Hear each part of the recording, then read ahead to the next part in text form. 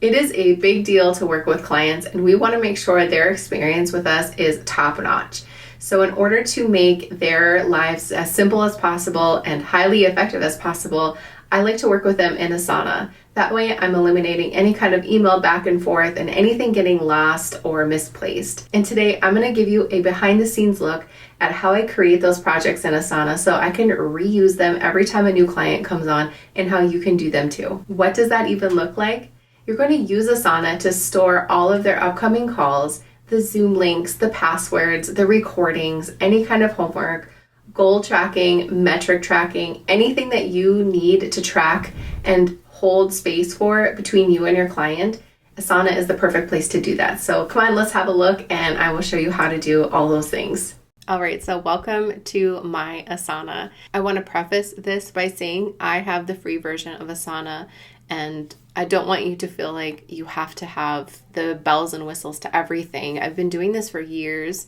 I have used the paid version for a minute, and I went back to the free because I didn't feel like I needed it. So I just want to tell you that. I think it's important because sometimes you watch a video and they show you how awesome a program is, and then you go and try to implement it and you have to pay $40 a month and you're like, oh man, I don't want to do that right now. And then you just wasted a ton of time. So this is with the free version, just so you know. Okay, so I'm assuming that you are signed up with Asana. You're using a business email. So you don't want to use lindsaymaloney@gmail.com. You want to use your business email, lindsay@lindsaymaloney.com. Because then you won't be able to use all of the features. So if you haven't done that yet, you definitely want to do that because you are a business and we want to make sure that everyone knows it. All right, so I love templates and I create them all of the time. You can see that I have quite a bit of them that you can just see right now on my left-hand side. And this is kind of where we're going to be focusing on. And what is nice about Asana is you are able to keep things pretty neat and tidy, which I love. I want you to make this template stand out a little bit. So I capitalized it because I sometimes can't see things when they're right in front of me. So I know that this is one of my go-to templates. So I capitalized all of it so I can see, okay, this is what I need, my new client template. What you're going to do is you're going to add a team. You're going to click on that little plus sign box on the bottom. You're going to add a new team and you're going to name it new client template. So I'm just going to name this test template for now. And then if you want to add members to it, you can. We're not going to do that at this moment. We don't have to because we're just creating the template. And then you're going to click Create Team. All right, so now I have this new team. Now we got to create the room. I like to picture the team as the house. Now we're inside the house. Now we need to make a room, okay? So if we want to make the room, we want to make it the new project. So you're going to create a blank project and you're going to name it your new client template as well. So I'll name it test template. You're going to click on board and continue. All right, what do you want to do first? You're going to start adding tasks, share with teammates, or set up a workflow. We're just going to start adding tasks. Okay, so now that that is all up and loaded, you can see that I have just some basic things that Asana just puts in there for you, and you have to do in progress and complete. I want to show you what mine looks like so you can go ahead and kind of get inspired or mimic what I have. So I'm going to go into my own new client template, and this is what I use for my clients right now. Okay, so I have a column up at the top called Upcoming Calls, and it is named Lindsay's Reminders. I've had clients come in, and sometimes I have really playful clients where they'll go in and change things, and I'm like, oh no, don't change my columns. So I named this is Lindsay's. The reason why I have a column for myself is so I can have those calls on my calendar. So for example, a new client comes in, they book their assessment call. I'm going to click in here and I'm going to name my new client Susie. And I usually just swap out the name to that's why I put it in all caps. So I'm sure that I'm changing it. So I'll usually do this, copy that, paste, and then I'll go down the line and I'll just continue copying and pasting Susie's call number 1, and then I'll go down all down to 12 calls. If this is a VIP client, if I have a different client package, I'll delete I'll delete the calls that they don't have. So if I have a client who comes in with my mini package, I'll just simply delete these. You can click in an empty space, drag your mouse, and you can see these come up down here, and I can trash them. And then these are all cleaned up. I don't need them. Okay. Anyways, then once I go ahead and I label all of the calls in here and I see that their Zoom calls are all created, I will go into my Zoom account. I use the app on my computer, and I will copy all of their Zoom details and I'll paste them inside of here. So if you're familiar with Zoom, you know that they give you a meeting link. If you have passwords for your meeting, that will be in there. And I also put the date and time in there. So if I know that this call is coming up next week, I'm gonna put the call on there. This is in my new client template, and I have color coded it. So this is gonna show up on my calendar as a pink task. And it will stand out for me, and I will see that I have Susie's assessment call on March 18th, and I can see all the Zoom links and all of that information there. I'm going to take that same information that I just put in here, all the Zoom details.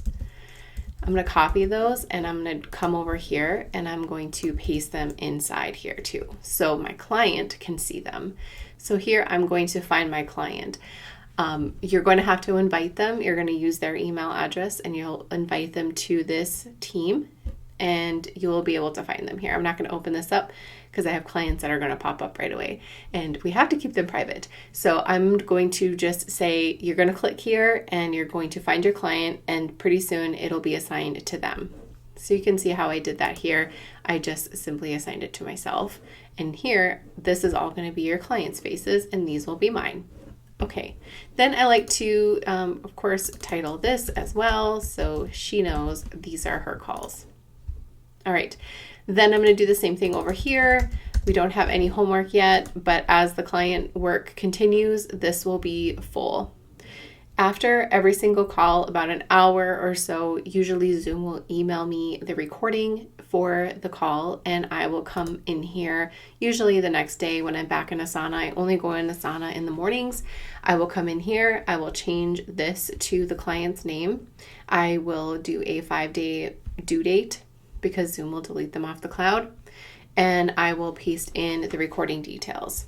I also have this standard text inside every single one of these recording boards that says, here's the recording of our session together. If you wish to download, please do so within 5 business days as we delete them off our cloud.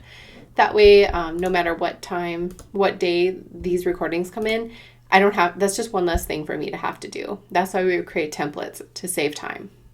All right, so that will be in here. They're assigned, they got their date. Once they're done, they're able to check it off and move on with their lives. This column is where I host all of the links and resources. Sometimes we are, saving different things. It totally depends on clients, and sometimes you might even change this wording too. It just depends on the client and what they need. I just decided to title it links and resources just as a general title that we can kind of get the gist of what this column is for. And then over here, I track client metrics. It depends on, usually a coach and client, they're going to be tracking some type of metric because they're working towards a goal.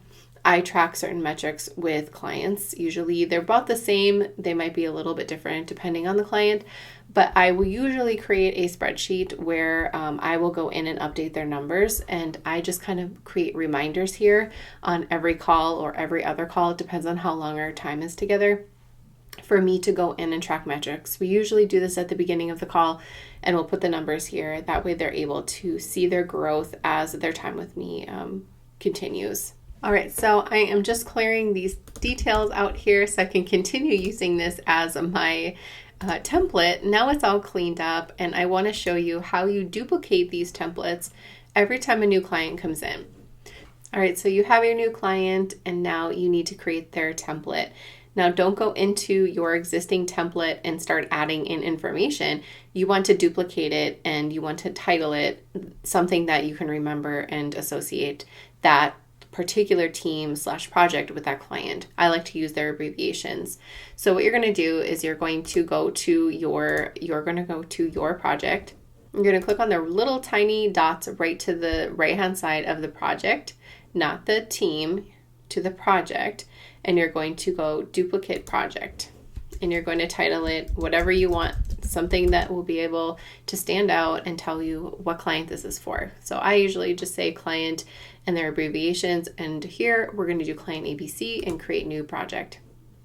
So it takes a second for it to add, and now we need to create the proper house for it to go under. So we're going to go to add team, and we're going to name it the same thing, client ABC. Now we're going to go down here, and now we see the client ABC. We need to bring it where it belongs, and that needs to go here. So I just popped it in. So it's out of the template. We're going to close that up so we're cleaned up. We're going to clean out here. Now if I click on client ABC, I can see my client template. And then you're going to go in and you're going to update the names. As soon as those Zoom calls get booked, you're going to put them inside here. You're going to take your new client. After the sessions, you'll be able to load their recording details, all of the links and resources that you need. You're going to track their homework and goals, metrics. It can all be housed right here. Now, to communicate with your clients, I'll do a little bonus tip here. Usually, as we work together, I will do, let's say it's January. I'll usually just title it January tasks. Once we get on the call, as we work together during that session, I usually am adding subtasks in here. So I'm saying, okay, today we want to do this, and the goal for the rest of the 4 weeks that we have together, these are the 2 tasks that I want you to focus on. And so I'll assign that to them. I'll give them a due date, and same with these subtasks here.